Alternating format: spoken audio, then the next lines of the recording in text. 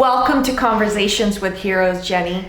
You know, you are my hero, and I want the world to know today why you are my hero. So let's start with something basic. Tell us what you're doing, where are you going to school, what are you studying? Let's start with that. I go to a junior college in South Florida, and I'm studying graphic design. Nice. Yeah. That's wonderful. What kind of stuff are you designing? Well, I'm still in the basic courses, so I'm learning to use the Adobe suite, the Adobe like Photoshop, Illustrator, InDesign. I'm so proud of you. Thank you. You know that. Yeah. Okay, so what the purpose of Conversations with Heroes is to highlight individuals who are doing amazing work in this world and who have struggled, just unbelievable trauma, including myself. As you know, I'm a survivor myself. And the point is to bring awareness to the world of what happens when it comes to sex trafficking. So I would really appreciate you sharing your story from your childhood. Okay, first, the term human trafficking is fairly new. Okay. To our culture. It's become almost like this thing all of a sudden we're talking about. But human trafficking itself isn't new. And I think that's what a lot of people don't understand. This is not something that just started happening. It goes way back, like thousands of years, Of course. And what I think is a lot of things have been normalized in our society.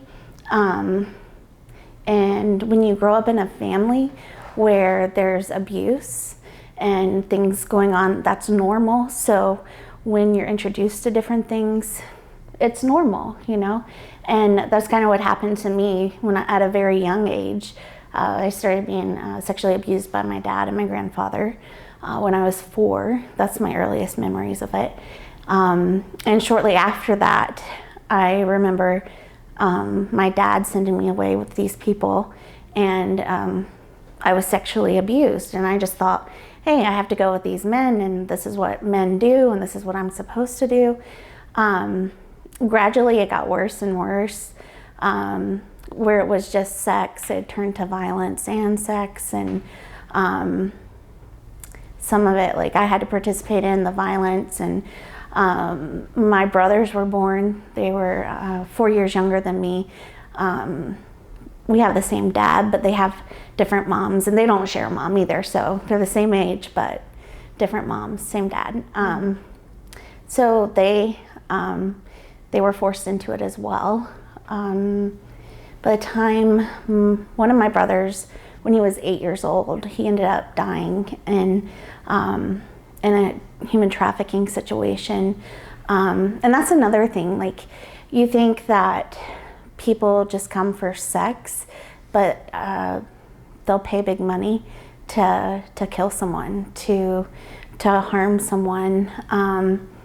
What do you think that mindset is? Is that a fetish that they have? It's a fetish, it's a sickness, it's right. It's perverse, it's evil. I don't know. I can't understand. Yeah. What they're sociopaths, basically. Yeah. It's like trying to I'll give a logical explanation for something that's totally illogical, and you would think is like no human being could possibly do that to another human being, but they do. Absolutely, and having been doing this work for 12 years, I've seen it all, from sex trafficking, from forced labor, from sexual abuse of children, and everything. My question for you is, can you take us there? Can you take us, the viewers who are watching this, and without disclosing where it is or anything, but can you paint a picture for our viewers? What was it? Was it a compound? Was it an apartment? Was it a house? What was going on there? Can you take us there? Sure.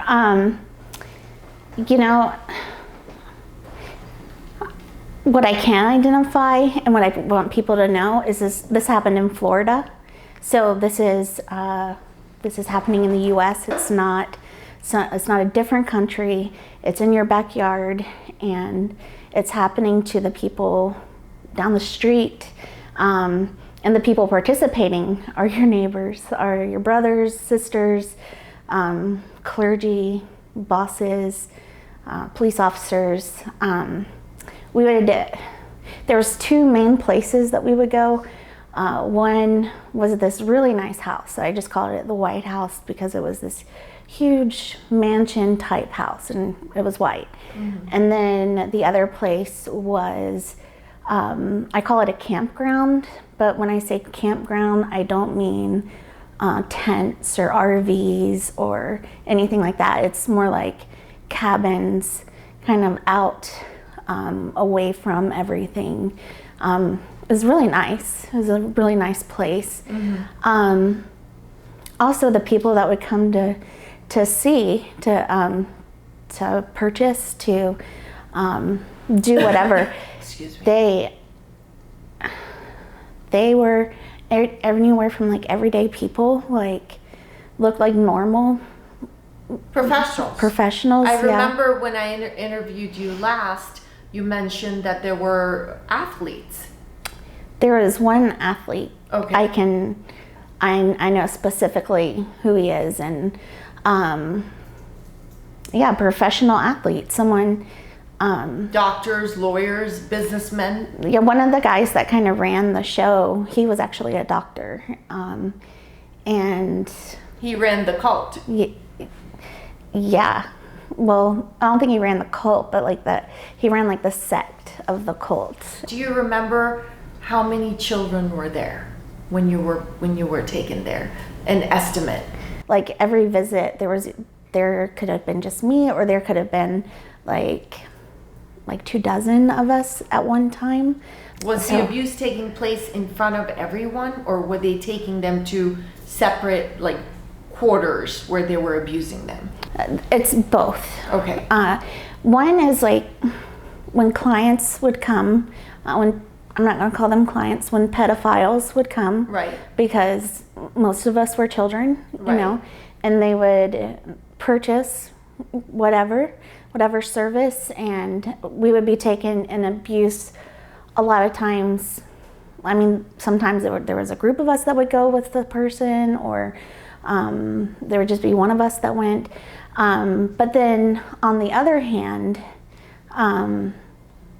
the traffickers, there was abuse that took place in front of everyone. Mm-hmm.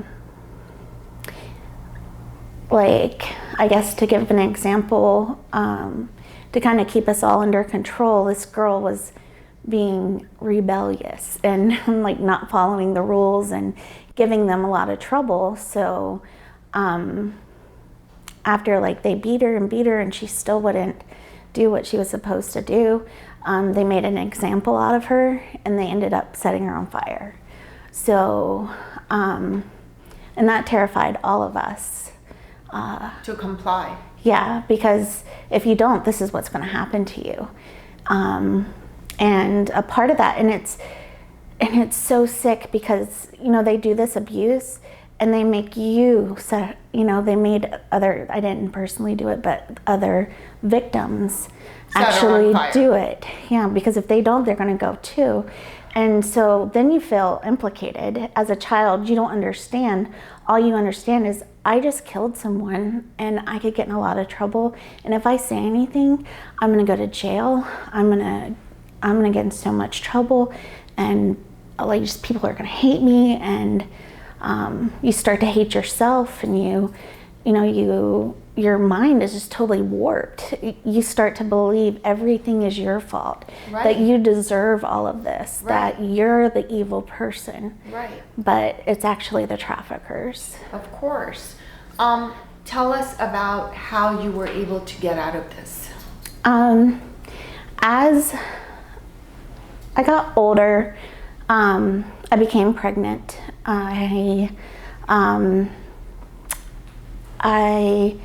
There was complications in the birth. I was giving birth early. I ended up bleeding a lot, and I ended up having to go to the hospital before the doctor could get there to help out. And at the hospital, I gave birth, and my daughter unfortunately passed away 3 days later. And I went into this deep, like, I really don't remember. I just remember knowing that I was in the hospital for a long time, for a week or more, around about. And just because I was told I wouldn't talk, I wouldn't do anything. Right. It was just like from shock and everything. You're 13 course. years old. You can't process that. It's hard to process as an adult. Let alone a child. Yeah. Right. And then also like having that, like, as an adult looking at it back, looking at it from here, it's like, I'm so grateful my daughter died, because she would have been brought up in the same thing. But yet my heart aches because now I can't have children. And I did care about her. And it really sucks. It's like this catch-22. Right. I'm so sorry that you went through that. I'm so sorry. Once that happened, I had my little girl. It's kind of like everything kind of stepped back a little bit. It wasn't as often. It was almost like they were giving me like mental health break or something. I don't know. And then I just started to just break down, and just psychologically I wasn't okay. Mm-hmm. And I think they knew that, and they knew I was in a dangerous position. And I ended up running away from home, which that was a totally different story. I ended up coming back. But I guess because I was older and I was like just constantly running. I was never at home. I was always at a friend's house, or, always hiding. I eventually left the state once I was an adult. Mm-hmm. and got away. I ran away up north, and I thought in order to be safe, I would get, all I had to do was get married and find someone with a good family. And so I did that, and I moved to the country and married this narcissistic abuser. It's like I went from one frying pan to another one, right. Just trying to get away. But again, going back to what I was saying earlier, it's like you normalize everything. Of course. Like, okay, yeah, it's normal for a husband to hit his wife. Well, you don't know any different. Yeah. Right. And, I deserved that because I burnt the chicken, Right. How long did that relationship last? We were together a total of 10 years. And it was physically and verbally abusive? And sexually abusive. I'm sorry to hear that. And that's another thing. It's like, when you tell somebody about what happened, they're like, oh, he's your husband. I'm like, oh man, am I going to be stuck with this like my whole life? Like, what was your last straw when you decided to leave him? We were about to move to the big city, close to like the closest big city to where we were living. And I don't think he really wanted to leave the country. And I had got another job, and I was going to go first, and then he was going to, as soon as I found an apartment, he was going to come join me.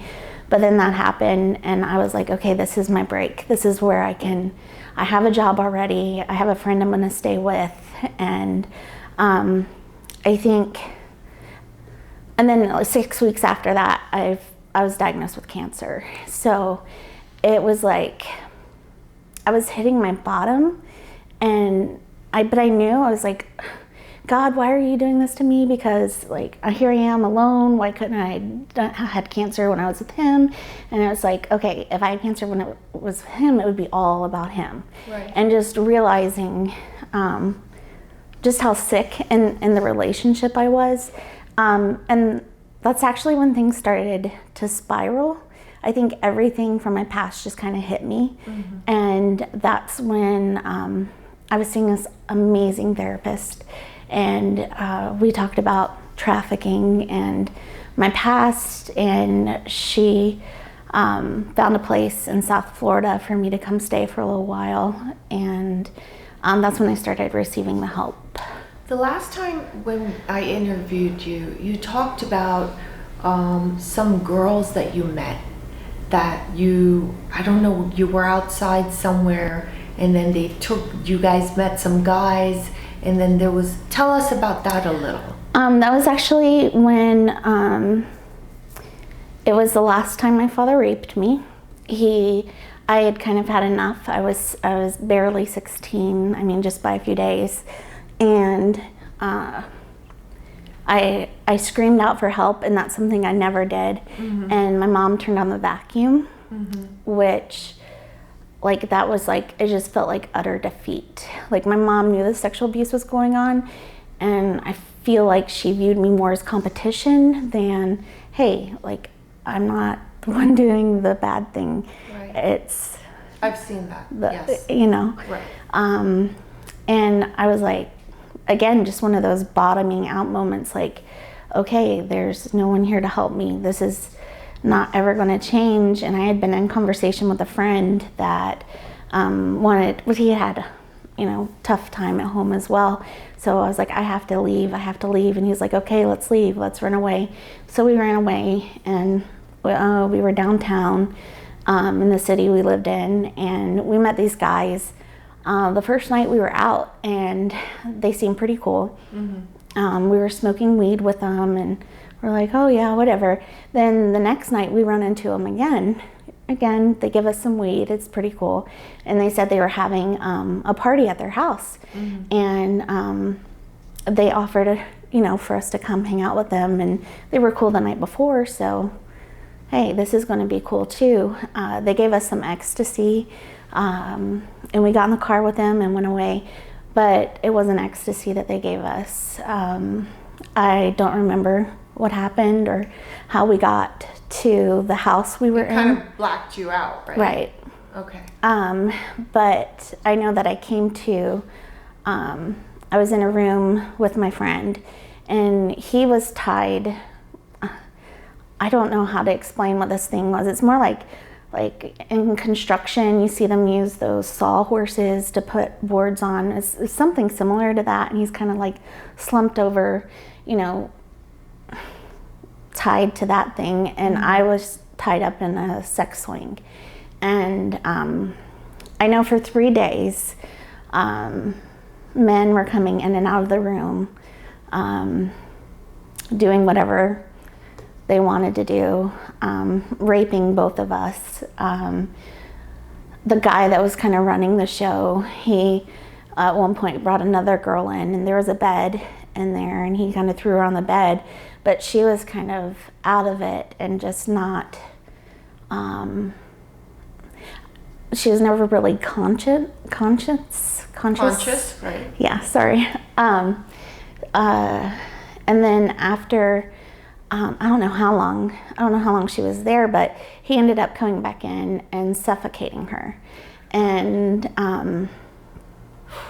one of the guys, I guess, that was working the house, he was a group of guys that came in and removed her body, and I could tell one of the guys he didn't feel comfortable, there was something off, which I'm really grateful for, because he was the one that ended up coming in not long after that and giving us some clothes, giving us some money, and telling us how to get to the bus stop, and letting us know that we had to run and we needed to hurry, and snuck us out of the house. And I just remember getting on the bus and thinking, we just got to get to my friend's house, and getting there. And then I don't remember what happened after that, but that's how you got away, basically. Yeah. Let's go back to the cult. What were you able to interact with the victims? Was there any banter going back and forth? Were you able to have any sort of connection with them and talk to them and understand what horrific things were happening to all of you? It was kind of an unspoken thing. You didn't really talk about it. And you weren't interacting with the victims? There were a few times, yes, that we were allowed to interact. A lot of times it was you went and you said nothing. You did nothing. I feel like I was fortunate, quote unquote fortunate, that I was allowed to be with my brothers at times. Right. And it's like I knew. I didn't ask. I didn't say. They didn't say. But I knew. They knew. And same thing with the other kids there. Do you have any happy memories of your childhood? Yeah, I mean, I'm sure I do. Like, if I really sit down and think about it. Did you guys celebrate any holidays? Did you ever go to Disney World? Did you do any of that stuff?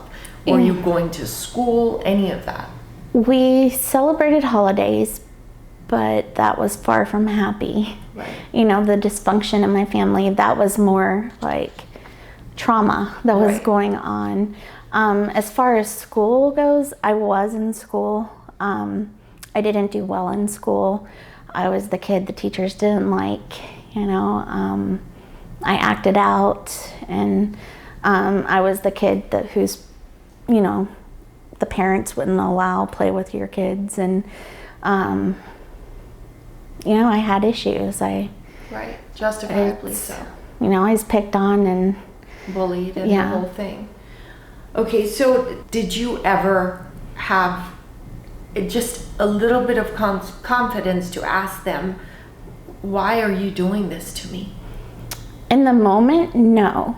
As an adult, right before I fled the state of Florida, I was receiving therapy, and it was through a faith-based, and they're like, well, this is what you're supposed to do. You're supposed to confront someone you have an issue with. So I confronted my mom about the abuse that happened, and she told me I was a liar. A few days later, I ended up getting beat pretty bad by my dad, and that's when I was like, okay, I can't do this. I gotta go. Right, it's not worth it. As a survivor, what are you doing to heal now? Because I'm in therapy, and that's helping me. And outside of being in therapy, my assisting, rescuing, empowering victims of sex trafficking and domestic violence and children and so on and so forth is therapeutic for me personally. It brings the utmost gratification to me because I see myself in that child that was abused. I see myself in the rape victim that was raped. So that's therapeutic for me. What are you doing to keep going and heal? Okay, well, therapy is, you know, a must in my life. Right. And I've also found like a group that's been very beneficial as far as like teaching me about healthy relationships. Right. So I have this core group of friends that has been life-changing. But then I've also found healing through art, and that's what kind of steered me in the direction of graphic design, which I love. I'm in love with graphic design. It's been amazing, and it's been so healing. And I must tell our viewers that your art is stunning. It's absolutely gorgeous. I'm so proud of you, and thank you for the mug that you made for me. It was so beautiful. Thanks. And I love your art. It's so stunning. Thank you. So you should be really proud of your art. Thank you. It's, you know, through avenues like that, and then also getting involved when I can. Right. There's a human trafficking coalition at my school that I get to be involved in.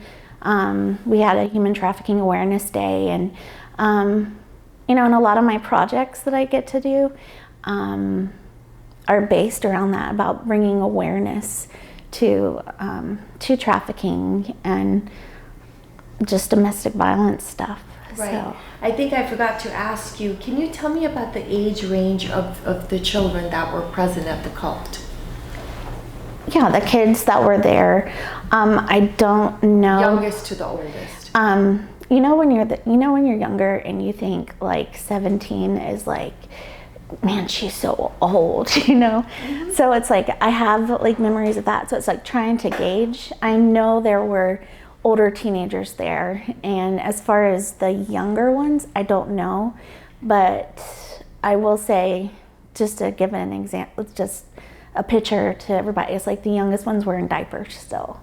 So it wasn't, you know, of puberty age. You know, I was in there at 4.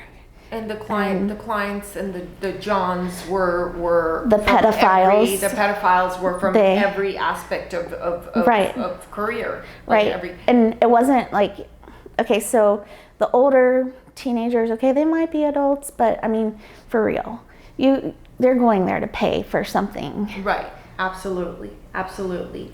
So what would you advise a survivor of sex trafficking or domestic violence, or a child that somehow, our viewers who are watching this show, what would be your advice if they're in it, or if they have just escaped? What would you say to them? First, I would say don't go back. Right. Because just like with domestic violence, human trafficking survivors, we're kind of like programmed.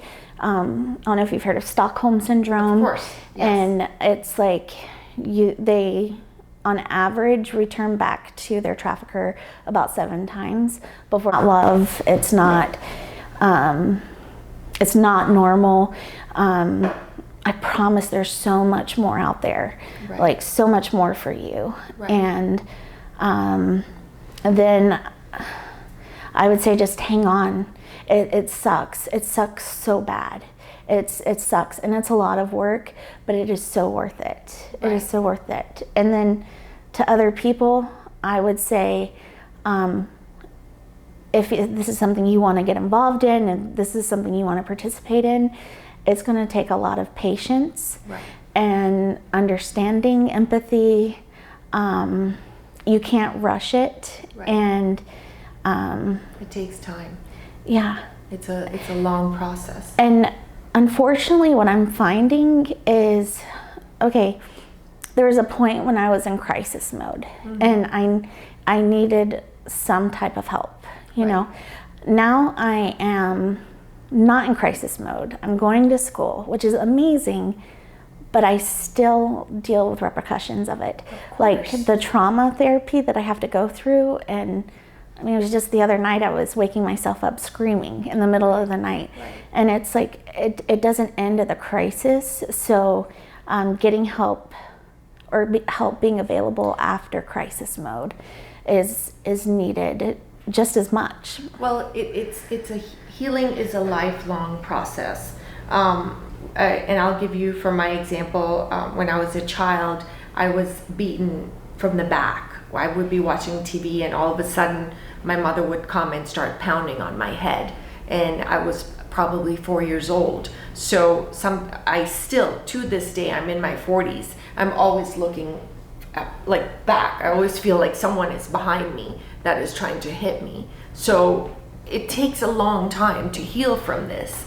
And tell us a little about how No More Tears has helped you, because this is important for our viewers to understand. Well, I mean, they've connected me with other survivors, which has been amazing, because when you feel like you're all alone in this, it's really hard. But when you meet other people, and then they can say, yeah, me too, or you can identify with something that they're sharing, and it's like, I know what you're feeling. Right. I know what that's like, and okay, I'm not some weird alien. Like, yeah, that's like really huge. 1, to be believed, and 2, to have other people walking beside you that have been through it. And I appreciate people that haven't been through it. I mean, they're awesome too, and being connected with them too. And through them, I was able to meet someone in the graphic design industry that is, kind of just, talked to me and like mentored me for a little bit, and just, set me on the right path. And then also, when I left my husband, I left everything. I just didn't care. I just wanted to get away. So I came with nothing to Florida. And there's been times where I've needed medication, that I needed clothes, that, Or financial assistance. yes. Right. So, Okay, well, we're so happy that you joined us today, and you are right here on top of my list of heroes. And I can't thank you enough. You will always be my hero. And I'm so proud of you. I'm so proud of you. And I know that you are going to succeed and do well. And I know as a survivor, for both of us, it takes time to heal. It's a long process, but we're gonna get through this because we're strong.